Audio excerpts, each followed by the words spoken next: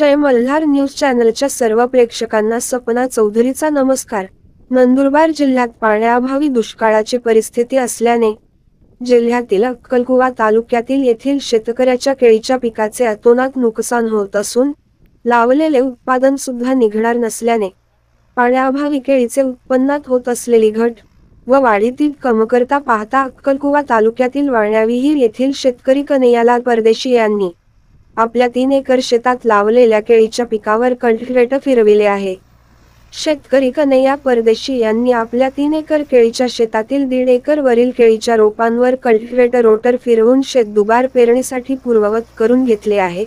पाण्याअभावी केळीच्या रोपांमध्ये कोणत्याही प्रकारची आवश्यक ती वाढ होत नसल्याकारणाने सदर शेतकऱ्यांनी हा निर्णय घेत भविष्यातील अधिक नुकसान टाळण्यासाठी त्याने हा निर्णय घेतल्याने आपले केळीचे शेत दुबार पेरणीसाठी शेत तयार करून घेतले आहे। सपना चौधरी, जय मल्हार न्यूज, नंदुरबार।